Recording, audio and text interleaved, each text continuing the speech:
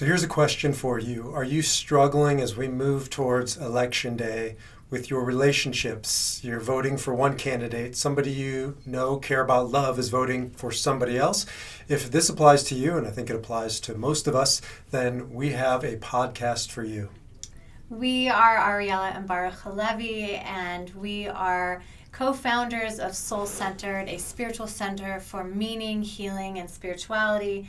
And we are going to talk to you in this podcast today about what it means to create healthy boundaries with the people that you love. And it's so important during this time especially to look at how to maintain love within a really chaotic time. There's so much chaos in the world right now. I don't have to tell you, between COVID and we're in Colorado, wildfires, and of course politics and so much more.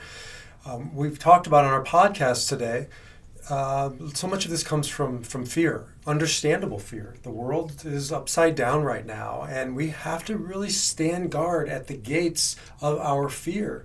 We should vote who we're going to vote for. Get out there and vote, but do it from a place of strength and solid certainty and love. Right, and when we create healthy boundaries, what we're saying to others and to ourselves and to the world is that we believe in ourselves. We're always, some of us who have grown up with unhealthy boundaries, we think that when we create boundaries that we're being too rigid, or, I always feel like boundaries seem prickly. They just seem like you're closing a door. And the truth is that those of us who haven't created those or learned those healthy boundaries in life, a lot of us are feeling a lot of shame and guilt when we make those lines. And truthfully, when you stand in yourself and know who you are, and we talked about this a lot today, when you know who you are and you learn and discover who you are, especially in midlife, when we have taken that long road to discover who we are, then we can stand firmly in our boundaries. And what B said so beautifully is that it's not a wall that we're creating, it's a gate. And what do gates do? They fly open and closed. And you feel more comfortable opening your gate when you know who you are, right? When you stand firm in your truth, then you can make room for others. That's how diversity begins. It isn't by you believing and thinking and voting like me. That's not diversity at all. That's sameness. That's unanimity.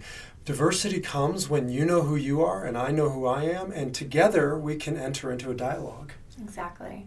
So we encourage you to to listen to this podcast and really know where your boundaries are, where you struggle in politics. But remember that politics, COVID, and wildfires, and so much more in 2020, they are just messages and really the invitation to go deeper, to look at what's really going on in your relationship, in your own relationship with yourself, right?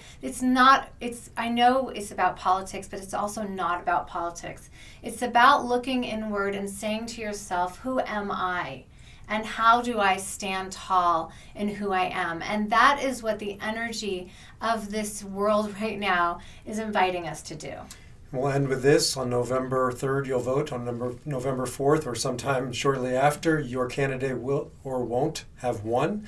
But hopefully on November 4th and onwards, that relationship with that person that you care deeply about, who cares deeply about you, will continue on. And it will continue on when you know who you are, when you allow them to be them, when you have clear boundaries, you can move forward in love. May we all move forward in love.